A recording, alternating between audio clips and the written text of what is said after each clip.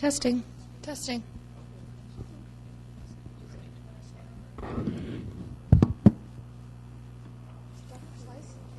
Microphone right here for you to do the introducing. It's already on. Okay. And when you're done, you can just turn it off by holding down that red button. You see that? You just hold that down until the light on the screen goes off. The light on this screen? Or- There's actually one. Oh, right there. Okay. Okay.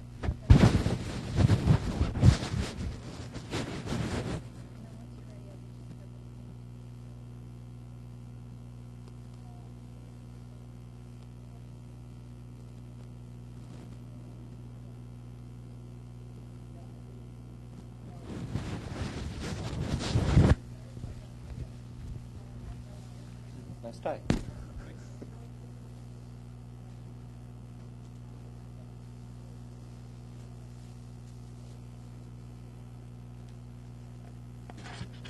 Testing. Testing. Testing. Testing. Testing. Hello? Hello? Hello?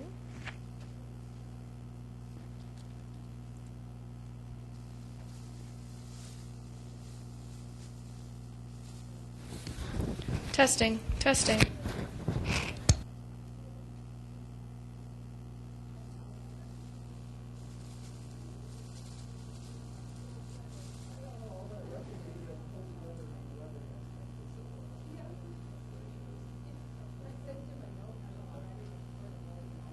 Oh, the warning about the forecast?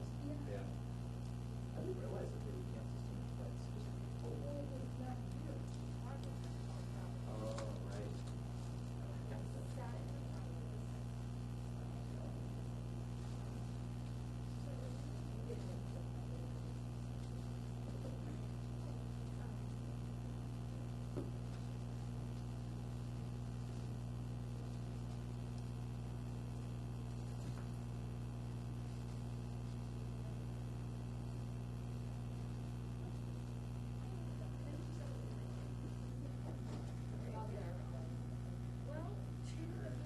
So it's all heat up.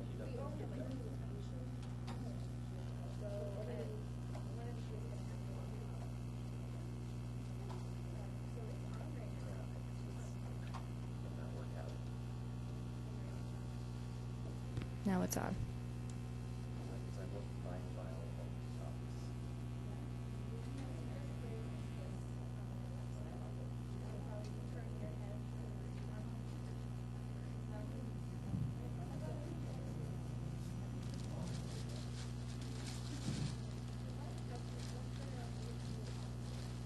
Testing, testing, 1, 2, 3, 4. Testing, testing. You get it right to your lips.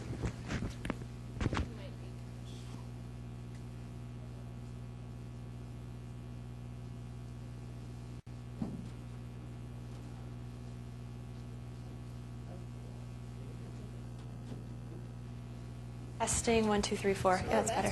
Why don't we use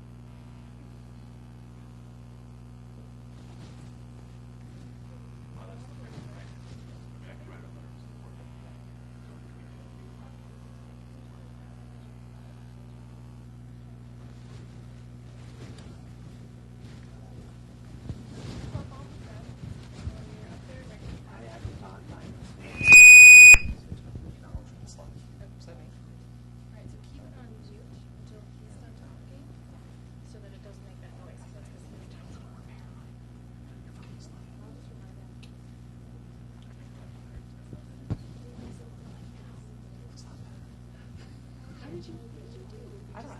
I just kind of pasted it. The whole thing was a PDF. Trimmed it down and then just put the little box. You'll see.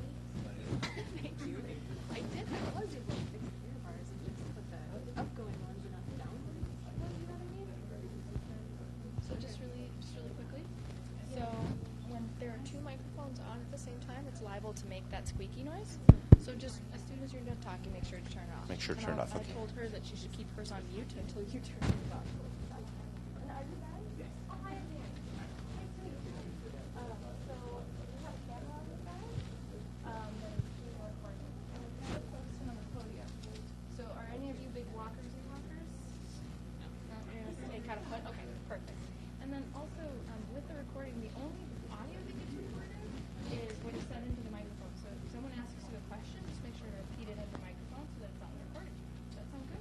And then the third, so is there Yeah, so hand off the basically there's a microphone here sharing that that you guys are going to pass. That's good. So do you want to maybe show him the mute function on that? Yes. Perfect. All right. Then we should be set.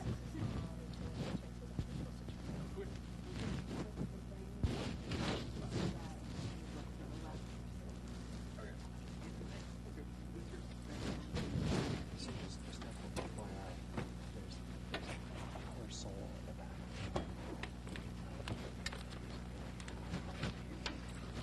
And so, I know, but even with the microphone sometimes. So you really have to put that loud enough so that this poor soul can get away in the back.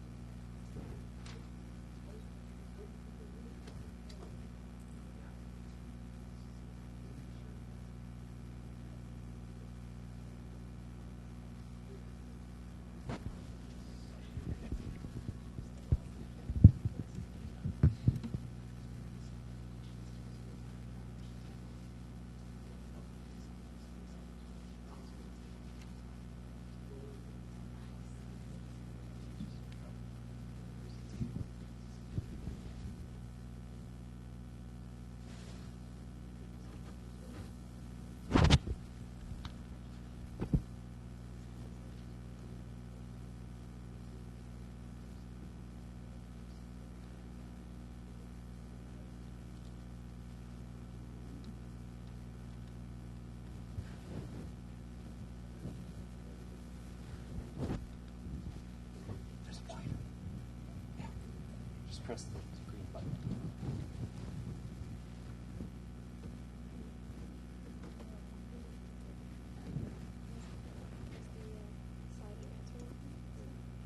Oh, I don't know. I usually just use the computer. Oh, okay, perfect. Yeah. All right, cool.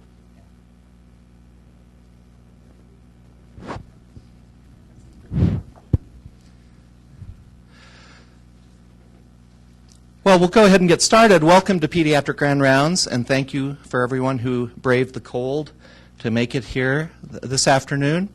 My name is Mark Schleiss. I'm the Director of Pediatric Infectious Diseases and Immunology. And before we get started with the talks today, I just wanted to announce that we are honored to have Felicia Goodrum be this year's Jamie McNew Endowed Lecturer in Cytomegalovirus Research. This lectureship is made possible by a generous endowment by Ed and Louise McNew of Irvine, California. Felicia is an accomplished investigator, a recipient of numerous NIH grants, including an NIH Innovator Award, and she'll be here March 5th to talk about molecular mechanisms of human cytomegalovirus persistence and latency. So I just wanted to alert everyone about this opportunity. This is a very distinguished guest who will be here later this spring. So we'll go ahead and get started.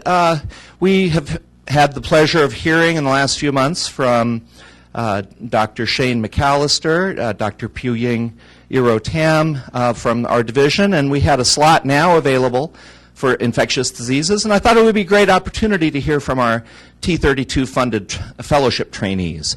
All of them are working on important infectious disease problems that have a lot of relevance to pediatric health. And so each individual is going to speak for approximately 13 minutes. They've timed their talks very, very well. And then we'll have 5 or 6 minutes at the end for question and answer. So we'll start with Emily Schaaf. Emily is our first-year fellow, and Emily has been working in Marnie Peterson's lab on biofilm formation and alpha toxin production in Staph aureus infections. Emily?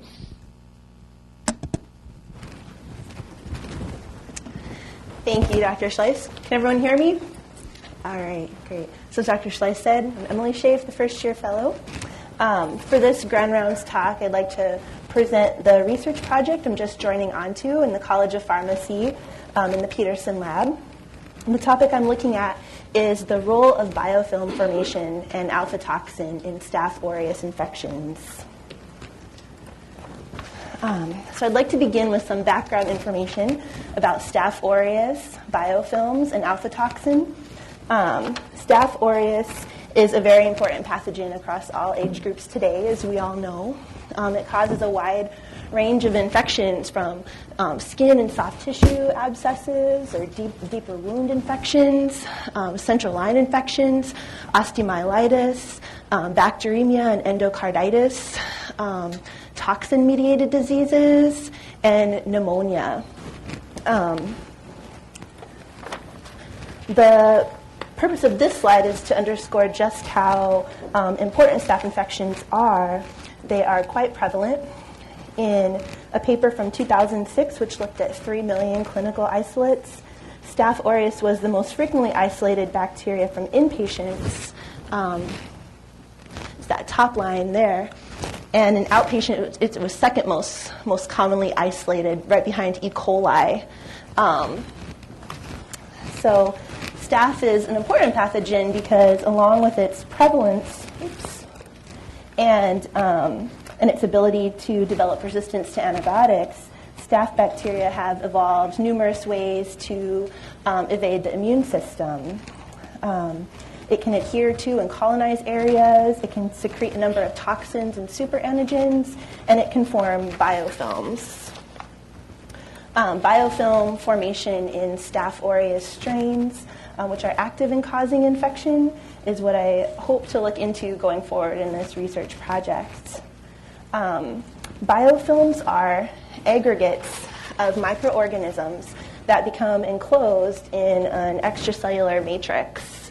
That is composed of many things, extracellular DNA, proteins, lipids, polysaccharides, and the bacteria all adhere in this matrix. It protects its members from environmental factors as well as host immune factors, and it does make the staph bacteria more resistant to antibiotics. Moving on to this,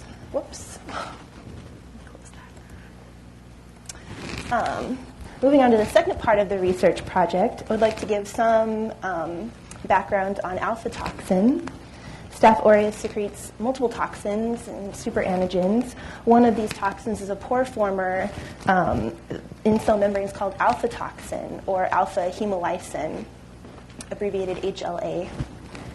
In the 60s, researchers were able to isolate purified alpha toxin, and then research into its function has been going on since. Here's a image of it. Let's see if that will. Well, no luck with that.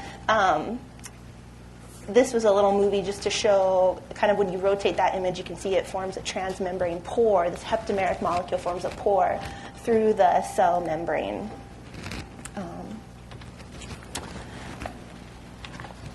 So that's what alpha toxin does. It creates these pores in cell membranes. When it interacts with the target cell, the monomers of alpha toxin polymerize to form a heptamer. And this heptamer results in the formation of this transmembrane pore. That pore causes membrane damage. It causes ions to flow through it. It can lead to this influx of extracellular calcium and then result in necrosis, apoptosis. Here is a microscopic image of a sheep red blood cell, and it has been lysed with alpha toxin. All of these rings that are showing up here are all various pores on its surface. Oops. So while alpha toxin has been known to be an important virulence factor for Staph aureus for a long time, its role in biofilm formation on mucosal surfaces hadn't been well established. Michelle Anderson and Marnie Peterson's publication in 2012 showed that alpha toxin is required for biofilm formation on a mucosal model which they created, but it was not required for biofilm formation on plastic, such as in a 96 well plate.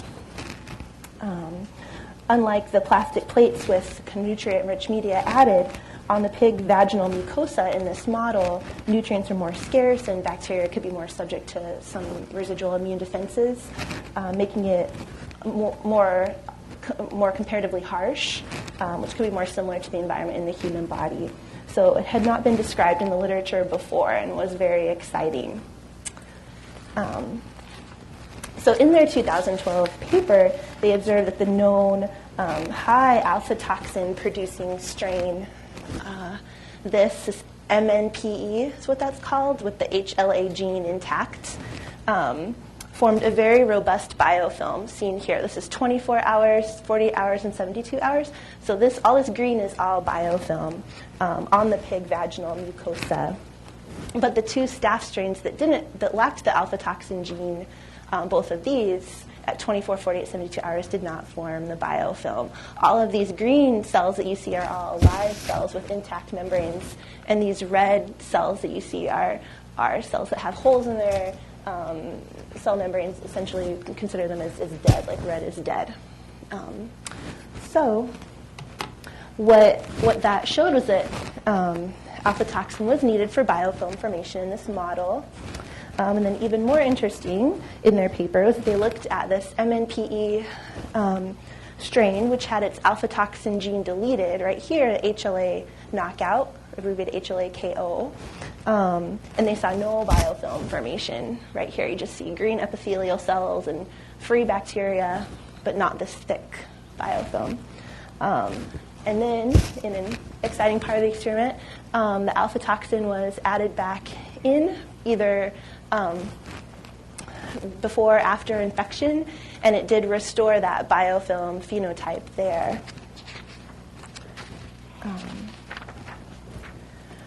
So now, moving forward from these very interesting findings, the next step that the Peterson lab was planning was looking at a retrospective analysis of clinical samples of Staph aureus from Minneapolis VA samples, as well as from samples from the Walter Reed repository of Army samples, to determine associations between pulse field gel electrophoresis types of these isolates and then their biofilm formation and the amount of alpha toxin production. So the clinical question that I hope to be a part of answering during my fellowship research project is there a correlation between biofilm formation in these clinical isolates that we look at and the amount of alpha toxin that they produce.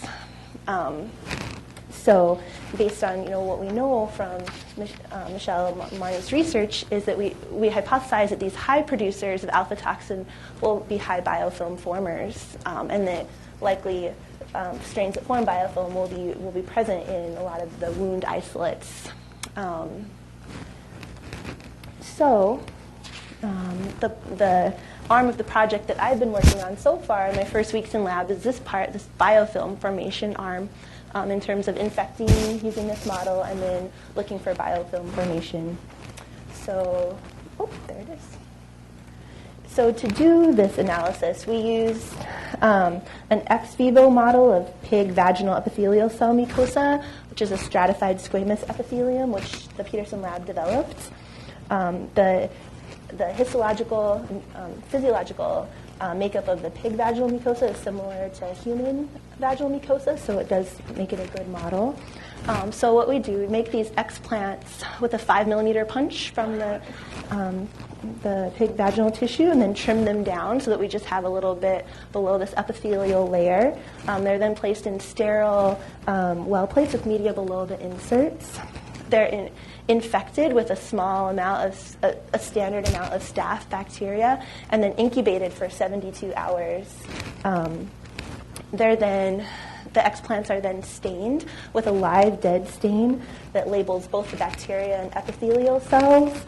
So again, the healthy cells with good intact cell membranes that are alive stained green, and then the dead cells are cells with holes in the membrane stained red.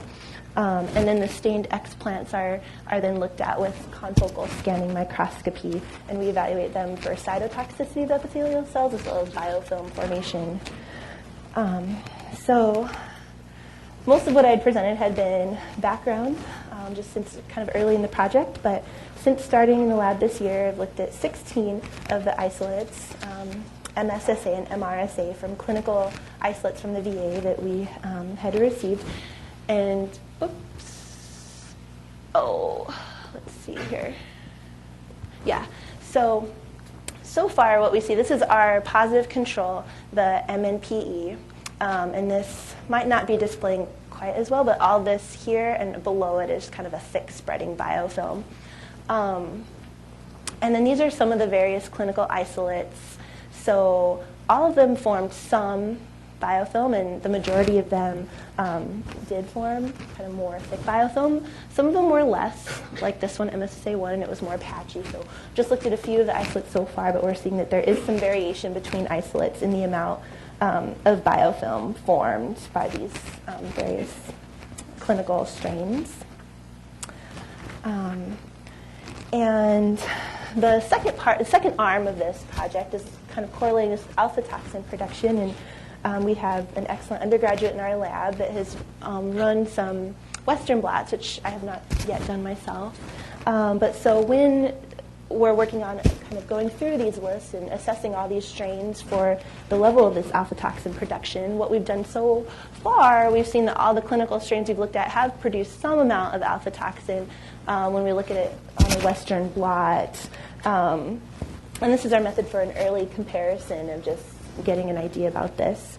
We're comparing this known wild type high alpha toxin producer and biofilm former MMPE to the clinical isolates, and on here these are looking smaller than this MMPE. So one of these, MSSA1, I looked at on the previous slide, which also had more kind of patchy, poorly formed biofilm. So we also saw kind of less percentage of surface area covered. So all in all, we have a lot more strains to look at before kind of knowing if there is a correlation present, but that's where we're at now. So going forward, the question we hope to answer is there this correlation present between this amount of alpha toxin, high or low, and amount of biofilm formation from none or patchy little bits to 4+ thick spreading biofilm. And this is an example graph, just if a strong correlation such as this was to be seen, that would be an excellent answer to the working hypothesis. However, we still have a lot more work to do and a lot more samples to look at to see what the actual results are. Next steps in research. After this, we'd like to look more into the mechanism of the pathogenic effects of alpha toxin and biofilm formation, and then do some further epidemiologic look at additional samples from this Walter Reed repository. And I'd like to say thank you to everyone from lab for getting me started on the project, doing a lot of teaching. So thank you.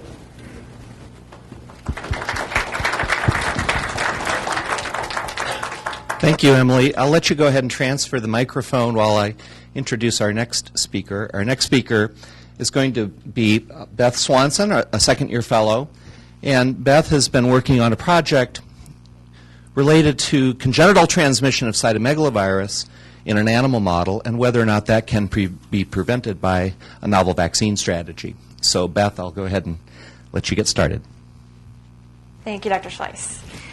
So the study I'm presenting today is entitled Preconception Glycoprotein B Vaccine Reduces Pup Infection and Mortality Following Mid-Gestation Challenge, but does not decrease breast milk viral load in a congenital guinea pig cytomegalovirus model.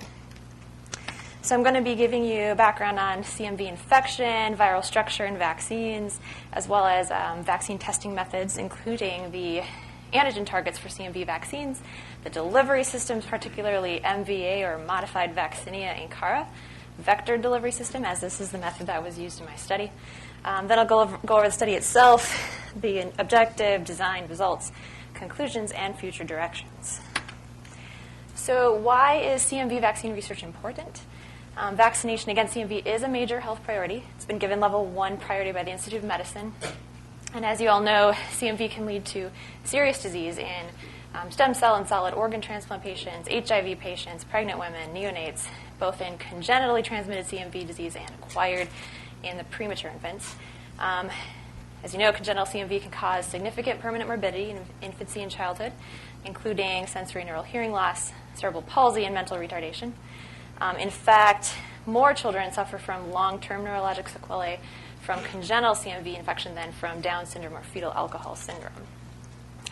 Primary maternal infections are more frequently transmitted to the fetus compared to recurrent infections and more likely to cause fetal injury. So if vaccination is effective in conferring immunity to women of childbearing age, it may be able to interrupt this maternal-fetal transmission and the following sequelae.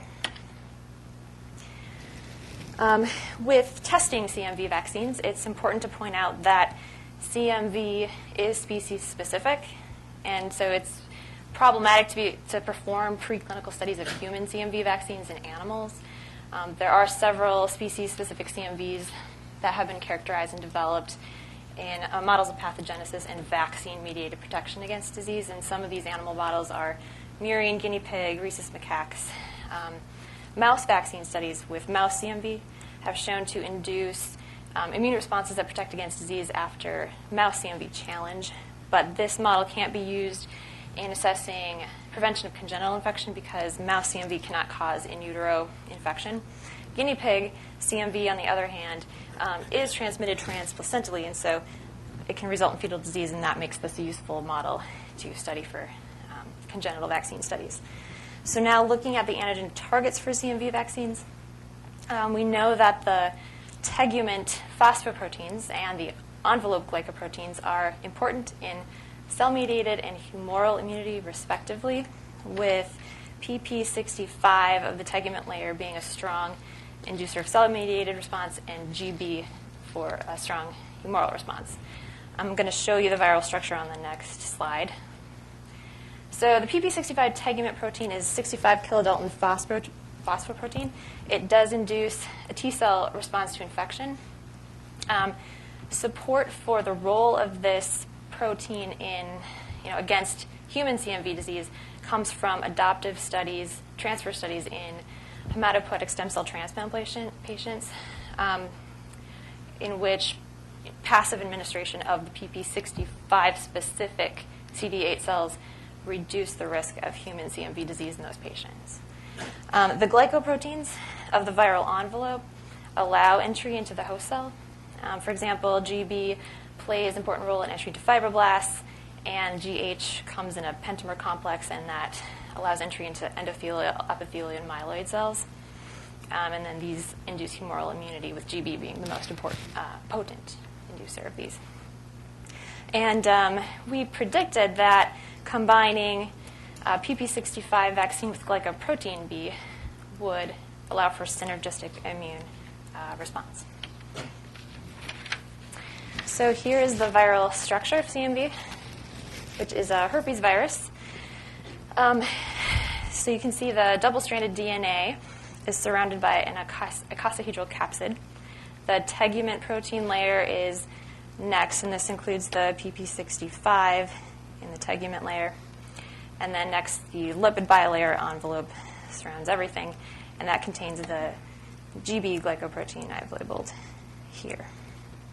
And then I'm showing this slide as sort of a summary of the vaccines that are in various stages of testing, just to point out that the glycoproteins of the viral envelope are driving the vaccine field. So there are several types of vaccine delivery systems, which include purified recombinant or purified protein vaccines, such as hepatitis B, tetanus. There are DNA vaccines, which are still experimental. There are live attenuated vaccines, such as the MMR. The problem with giving CMV as an attenuated live vaccine has to do with safety considerations. There's theoretical risks of atherosclerosis, immunosenescence, reactivation from latency. The vectored vaccines are attenuated live viruses that are used to introduce DNA of interest into host cells. And this is the vector that was used in my guinea pig study. Vectored vaccination idea builds on the smallpox vaccine that was introduced by Edward Jenner in the late 1700s. He discovered that inoculation with material from cowpox lesions induced immunity to smallpox. Both of these are in the same family as another virus, vaccinia virus, and during the 19th century, cowpox virus was replaced by the vaccinia virus for smallpox vaccination. So as I mentioned, vaccinia virus is the active constituent of the vaccine that eradicated smallpox and used as a vector for expression of foreign genes within a host in order to generate an immune response. So the modified form of this vaccinia virus is called MVA, or modified vaccinia incara. It is highly attenuated. It's undergone more than 500 passages through chicken embryo fibroblast cells, has lost about 10% of the genome, and with this, the ability to replicate efficiently in cells. And it has been demonstrated to be safe for humans, and it's a vaccinia strain of choice for clinical investigation because of its safety profile. Additionally, it's able to induce an immune response in patients who are already immunized for smallpox, and this is unlike some of the other vectored vaccines. So the objective of my study, based on CMV vaccines that combine glycoprotein B and PP65, are in clinical trials, and the combination is predicted to give a synergistic immune response, but surprisingly, this combination vaccine has never been studied in preclinical model. So this study compared immunogenicity and protective efficacy of the GB monovalent vaccine with the GB combined with PP65 bivalent vaccine on maternal antibody response, pup outcome, and viral actia in a guinea pig CMV model. So the design. So separate GB and PP65 vaccines were generated using the MVA vaccine. These were done in collaboration with Don Diamond at City of Hope lab. His lab inserted the gene of interest, which had been cloned in our lab, into the MVA vectored system to generate the recombinant vaccine. So then outbred Hartley guinea pigs were divided into 3 groups of 12 dams each. Group 1 was immunized at 30-day intervals with 5 times 10 to the 7th plaque-forming units per dose subcutaneously of GB alone. Group 2 was vaccinated with both GB and PP65 vaccines, and the control group was not vaccinated. The dams were then bled for ELISA antibody titers. Then they were mated, monitored for pregnancy, and then they were challenged with the guinea pig CMV virus at 1 times 10 to the 5th PFU per dose at about mid-gestation, so around 30 to 35 days out of a 65-day gestational period. And then endpoints were determined, which included antibody response by ELISA. We used CMV viral particle-coated ELISA plates to do these. The DAM serum anti-CMV IgG was measured after the vaccine series. The DAM breast milk anti-CMV IgG was measured within 2 days of delivery. Other endpoints were viral loads, which were determined by quantitative PCR. The DAM blood viral loads were determined at 7, 14, and 21 days after viral challenge. The breast milk viral loads were determined within 2 days of delivery. The pup organs were also measured for CMV virus by PCR. And then pup mortality was also determined. So here are the results. The results of the DAM serum ELISAs revealed surprisingly that the antibody titers were decreased in the GB plus PP65 vaccine group compared to GB alone. The control group was not on here, but it was basically 0. So the geometric mean titer in the GB group was 21,700, and the combination group was 5,120 with a p-value of less than 0.001. So rather than a synergistic response that we thought this would be up here or something, we got some paradoxical interference when the PP65 was added. So the issue of interference has come up before when combining vaccinations.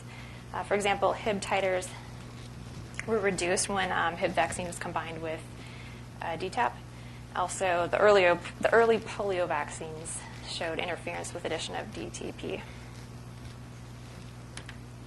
So going back to my results here, the blood viral load was measured from the DAM blood after viral challenge by quantitative PCR. I'm showing you the 7-day post-challenge blood bleed results. So the GB alone group had an average of 5.8 times 10 to the 5th genome copies per ml. The GB plus PP65 group was higher at 1.4 times 10 to the 6th, and the control group was higher yet at 2.95 times 10 to the 6th. So there is statistical significance between in viral load reduction in the GB group compared to control. And then looking at all the groups, we saw a reciprocal relationship between viral load and antibody titer. So the GB alone group had the highest ELISA titer but resulted in the lowest viral load. Control group had the lowest antibody titer, resulted in the highest viral load. So despite the differences in the DAM antibody response, both vaccines seem to protect against pup mortality.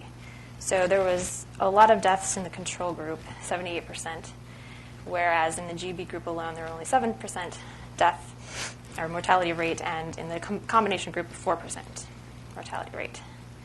And then also looking at the viral load in the pup tissue, which was the lung, liver, and spleen, there was significant reduction in viral loads in both of the vaccine groups compared to control by at least a 10-fold reduction. So we also examined virolactia in the DAMs as a translational endpoint. We know that the majority of CMV infections in human history have been acquired through breastfeeding, and virtually all undergo reactivation of CMV in the mammary gland in the first few months of breastfeeding. So this mode, as we know, is important in premature infants because it can result in a sepsis-like picture. Licensure of the GB vaccine is imminent, and within the next few years, infants will likely be born to women immunized with this vaccine. So to understand likelihood of protection against breast milk transmission, we wanted to extend the study to include milk viral loads. So surprisingly, we found that even in a high antibody response systemically, that there were high viral loads in the milk in all the groups. So here we can see the virus present in all the groups, 7 times 10 to the 5th genomes per ml in the GB group, 1 times 10 to the 6th in the combination group, and 3 times 10 to the 3rd in controls. And there was no statistical significant difference between the groups. And then here are the ELISA results from the breast milk, showing that basically there are similar IgG responses compared to the serum. So IgG in milk tracks with the serum as expected because immunoglobulins, they're transported through mammary epithelial cells. So in conclusion, the study has shown us that MVA-vectored CMV vaccines do protect against congenital CMV transmission and disease in guinea pigs. Surprisingly, the addition of PP65 resulted in reduced anti-CMV antibody titers. The reason for this is not completely understood, but it may have something to do with the fact that PP65 is an immune modulator protein. It's been shown to block interferon activity, may play a role in downregulation of interferon response genes. This needs to be further elucidated.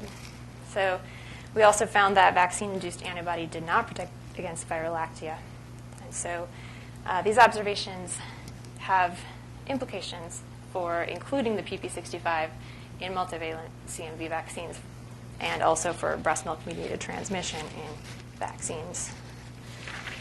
My future directions will include looking at a pentameric complex, which is a glycoprotein pentameric complex that includes GH, and that's involved in epithelial cell entry, because antibodies to these proteins might provide better protection against breast milk shedding than GB antibodies. So I would like to thank everyone in Dr. Schleiss's lab, particularly Claudia Fernandez and Jason Zabelli, as well as the City of Hope Division of Translational Vaccine Research and Don Diamond for the MVA vaccine. Thank you. Thank you, Beth. I'll let you help Ben get set up. Beth has learned how to milk a guinea pig, but if there are any small pumps that might be amenable to rodent milk, it would save her a lot of time and effort. So if anyone has anything like that, please let us know. Our last talk will be from our third-year fellow, Ben Hanisch, who's going to talk about oxidative stress in cerebral malaria. Ben? Hello. I'll talk to you today about my work in oxidative stress. So we've made great efforts in our fight against malaria, although there continues to be quite significant morbidity and mortality from malaria, with over 219 million cases annually, with 660,000 deaths. To briefly review, infected mosquitoes bite a host and infect the malaria parasite, where the parasite goes to the liver, and then it hatches from the liver and goes on to infect red blood cells, ruptures the red blood cells, and then goes on to find other red blood cells to infect. During this time, there's a significant amount of inflammation associated with fevers. The hemolysis and inflammation results in anemia. The parasite the parasite in the red blood cell also attaches to the blood vessels in the brain and develops sequestration. And this is associated with cerebral malaria, which is associated with the most common cause of death from malaria. So cerebral malaria is associated with about an 18 to 20% death rate, which is higher than the other complications of malaria. So cerebral malaria affects approximately 575,000 children every year, with a mortality rate of 20%. And those who survive are at risk for significant morbidity in the form of neurologic deficits as well as cognitive impairments, particularly affecting attention, working memory, and language. The pathophysiology of these neurologic deficits are unclear. It may be a result of the sequestration and impairment of oxygen locally, or it may be related to systemic inflammation or local inflammation on the brain. So just to change gears just a little bit for oxidative stress. So oxidative stress describes the balance of reactive oxygen species and antioxidants. So we need reactive oxygen species in order to survive. It's part of our ability to fight infections, generate ATP, and cell signaling. though like most things in physiology, too much causes harm. In excess, it disrupts lipid membranes, it changes signaling, and alters proteins. So increased levels of oxidative stress have been associated with neurologic disease. Increases have been seen in Alzheimer's, Parkinson's, ALS, or Lou Gehrig's disease, as well as even bacterial meningitis. Though oxidative stress is not entirely bad, as an oxidative stress has been shown to kill the malaria parasite and may be part of the host defense mechanism in malaria. In fact, some of our antimalarial treatments have been found to increase oxidative stress, which may in part be some of the mechanisms of action of some of our antimalarials. So our group is looking at oxidative stress in malaria. Came up with a few questions. One, is there a difference in oxidative stress in the cerebral malaria form versus severe malaria? What about oxidative stress in the CSF? This has never been looked at in malaria. And just does oxidative stress correlate with outcomes? Does it matter? And with the answer of all of these questions leading into, could oxidative stress be a target for intervention to reduce the morbidity and mortality with cerebral malaria? So to answer this question, we enrolled patients from Mulago Hospital in Uganda with 172 patients with cerebral malaria, 142 with severe malarial anemia, defined as a hemoglobin less than 5, and community controls. So we looked at a number of markers of oxidative stress. For this talk, I'm just going to talk about superoxide dismutase. I'm going to talk about its activity as well as its concentration. So superoxide dismutase, it takes the free radical or the superoxide radical and it converts it to hydrogen peroxide, which is then acted upon by other enzymes and conversion to water. So superoxide on itself can go on and can damage DNA, lipids, and proteins. Or if the hydrogen peroxide comes in contact with other free radicals or iron, again can go on to form a hydroxyl group and cause damage to local tissue. So we measured the concentration as well as the activity. So concentration the SOD concentration looks at the amount that's physically there, whereas the activity looks at the amount that's functional and how well the enzyme is working. As in the presence of large amounts of oxidative stress, the enzyme becomes inactive and no longer functions. So for our population,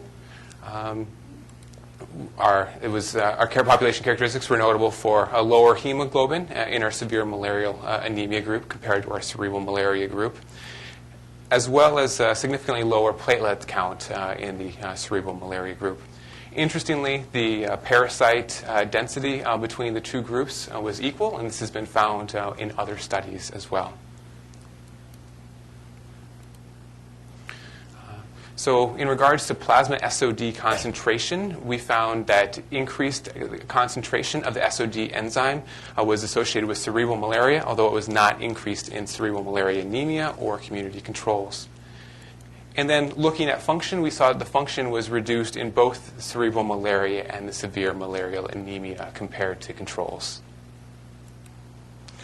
When we looked at neurologic deficits, we found that decreased superoxide dismutase activity was found in those who had neurologic deficits at 1 year from cerebral malaria compared to those with no neurologic deficits in cerebral malaria.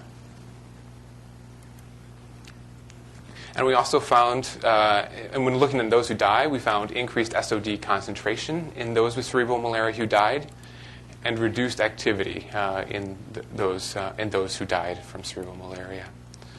So from our plasma, we found that greater disease severity and increased mortality was associated with increased plasma SOD concentration and decreased activity of SOD.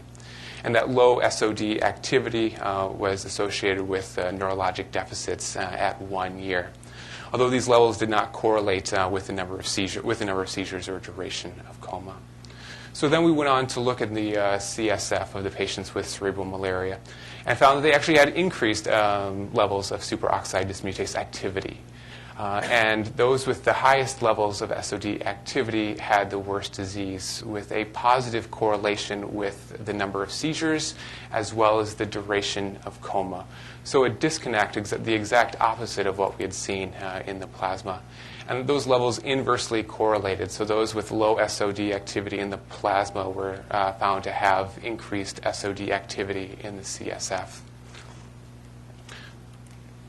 So from these, we see that low SOD activity is associated with increased severity of disease, long-term neurologic deficits, and death, and that the plasma and CSF SOD activity inversely correlated, with high CSF SOD activity associated with increased number of seizures and longer comas.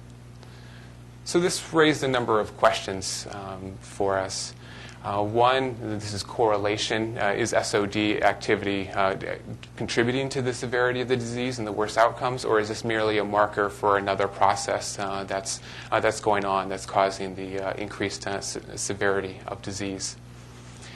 And then thinking about the inverse correlation between the plasma and the CSF. Could this be a result of prolonged inflammation in the periphery with a shorter term of exposure to high amounts of oxidative stress in the CSF, as patients with cerebral malaria are usually sick for several days before they develop their coma? Or is oxidative stress handled differently or have a different response in the CSF versus the plasma? And we're also looking at the other markers of oxidative stress that we have looked at. And our results so far, we were thinking about, given that they're associated with given that low levels are associated with poor outcomes, could we give antioxidants to the periphery, and may this one day be a way to reduce the morbidity and mortality associated with cerebral malaria? And also, as I mentioned, that oxidative stress is harmful to the malaria parasite. If we give an antioxidant, might we interfere with how the body responds and clears the malaria parasite? So a better understanding of this relationship is quite important. So for our future work, we're going to be looking at the other markers of oxidative stress, as well as I think an in vitro model to try and better understand the relationships between oxidative stress, the endothelium, as well as the parasite is needed. So in this in vitro model, we would need to look at markers of oxidative stress, how the parasite responds, as well as host and cell immune response. So I would just like to thank the John Lab and Chandy and Greg, as well as our collaborators in Macquarie University, Robert Apaka, Paul Bandrana, as well as our funding. Thank you.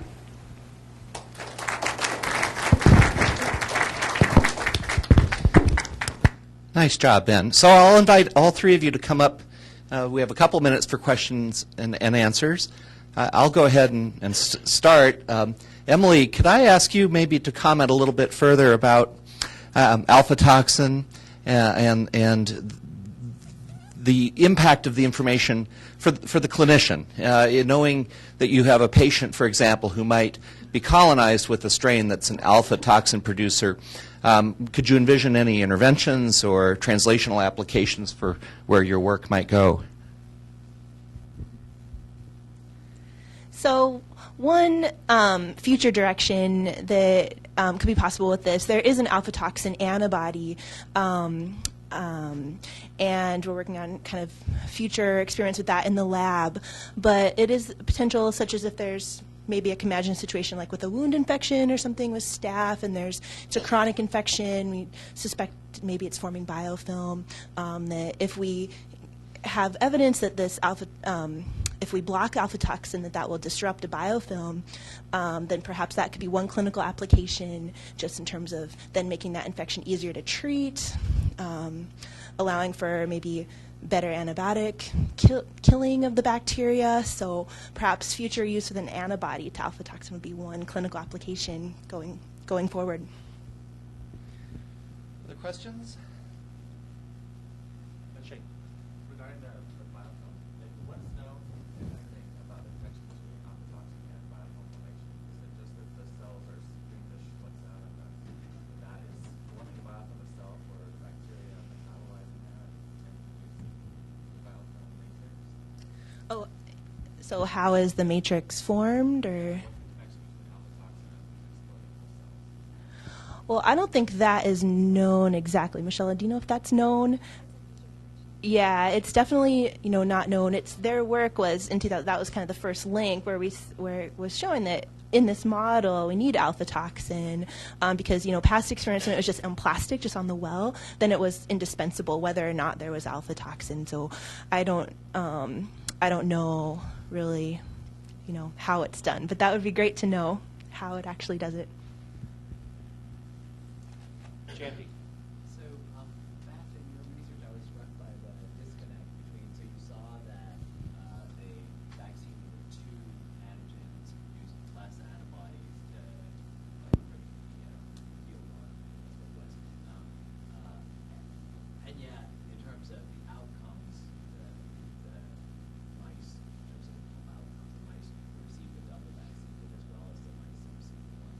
So I'm just wondering if there is an advantage to some other arm of the immune system from getting the P65 and that work versus just It's a very good question and something that we could look at for the future. But yeah, I don't know the answer to that right now. And there's a lot, I guess, that we don't know about PP65. I think it's kind of confusing as well. But Dr. Schleiss probably has a better answer. Yeah, we'll take it offline. That's what Pete's working. Okay. Stacey. Did you look at PP65 alone too, without a combination, or is that kind of going? PP65 has been looked at alone in other studies, I believe. And it has shown to also, PP65 by itself has shown to be protective against infection as well. So. Do you think it's possible that CTL response against P65 is ready to say clearance of your vector faster? And therefore leading to less anti-protein antibody response? That could be. With the viral vector titer. That's a good idea.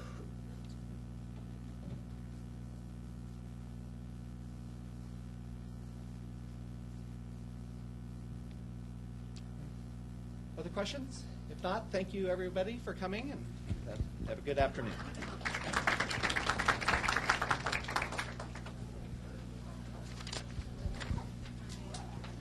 Yeah, I think the interesting thing about this is the parents' infection.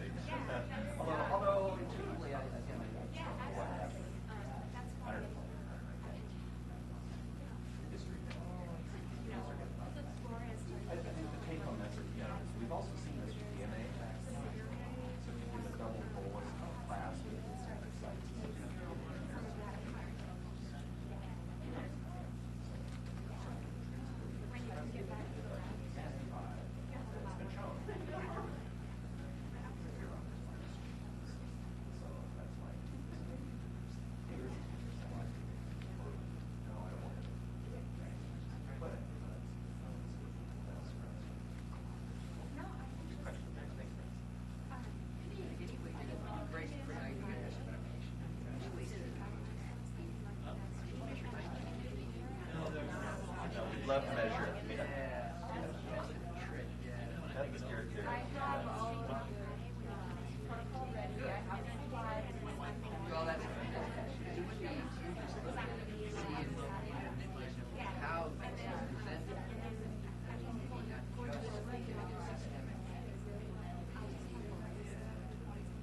So there aren't any vaccines that use like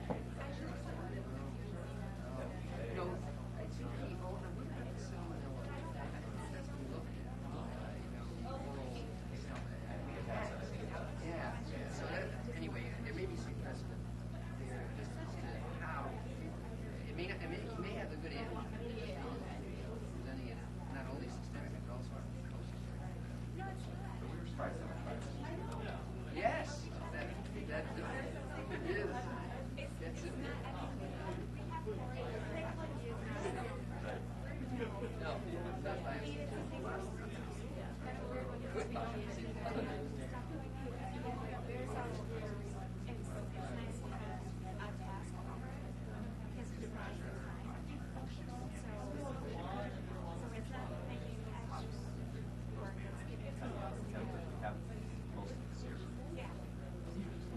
that would be really interesting. yeah, that's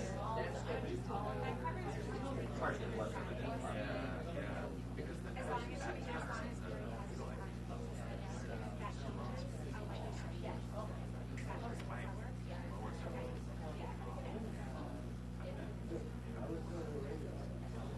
I think so. I mean, I think that's the obvious answer.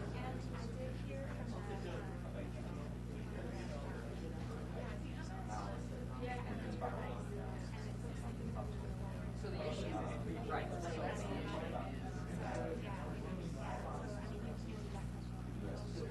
If we were going to give him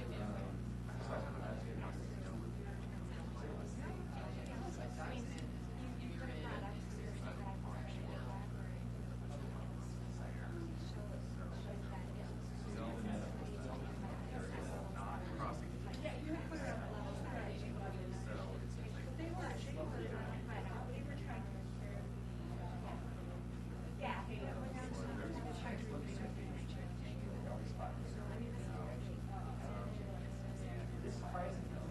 It's the yin and the yang, and what you lose by way of an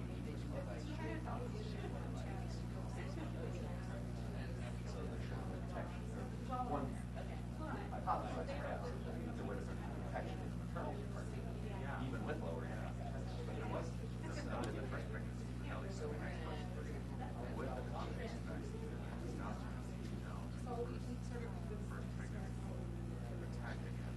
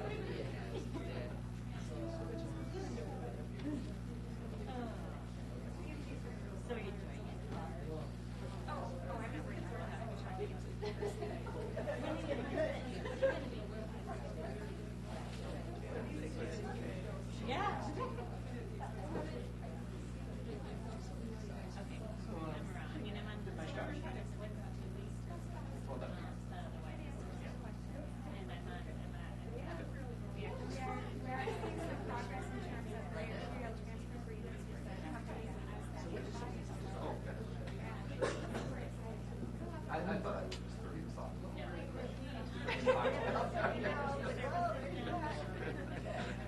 But anyway, we'll talk more later. But, well, it's good. Are you sort of? Yeah. Are you presenting case tomorrow? Kelsey For the residents? Yeah. Okay. Thank you, Emily.